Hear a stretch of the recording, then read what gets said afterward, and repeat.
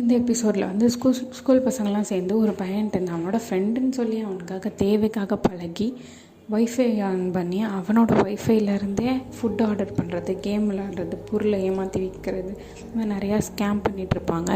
இதை வந்து இதுலேருந்து அந்த பையனை காப்பாற்றுறதுக்காக அந்த இஆர்பி வந்து அந்த பையனை எப்படியாவது காப்பாற்றி அவன் ரொம்ப சஃபர் ஆகிடுவான். எல்லோரும் வந்து நினச்சிப்பாங்க அவன் தான் வாங்கி சாப்பிட்டா, அவன் தான் எல்லாம் ஸ்கேம் பண்ணான், அவன் வந்து கோடி பில்லியன் கணக்கில் பண்ணிகிட்டு இருந்திருப்பாங்க, அந்த எல்லாத்துக்கு காரணம்னு சொல்லி அவங்க அம்மாவும் அதை நம்பிடுவாங்க. அந்த பையனோட அம்மாவும் பாவம், அந்த பையனை ரொம்ப பாவி. இதுலேருந்து அந்த பையனை வெளியே கொண்டு வந்து அவங்க பண்ண மாதிரியே இவங்க வந்துட்டு அந்த பையனுக்கு பண்ணி விட்ருவாங்க. அதுலேருந்து காப்பாற்றிடுவாங்க.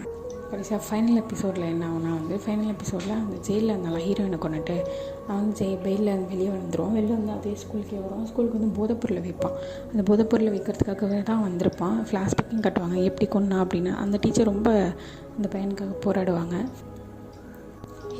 ஹீரோயினை வந்துட்டு டிஸ்டர்ப் பண்ணுறாங்க. அந்த போதை மருந்து ஏற்றுச்சுனால அந்த ஹீரோயின் டிஸ்டர்பாக இருக்கான்னு சொல்லி அந்த ஹீரோயினை கொண்டுருவான். கொண்டு அந்த ஹீரோக்கிட்டே வந்து சொல்லுவான். ஹீரோ போட்டு பொழந்து கட்டிடுவார் அவனை. அந்த அமைப்பே இல்லாமல் ஆக்கணும்னு சொல்லிட்டு பார்ப்பான்.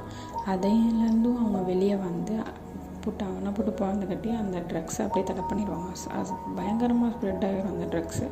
அதை அப்படியே தடை பண்ணிடுவாங்க. இதோட இந்த சீரியஸ் முடிஞ்சிடுச்சு.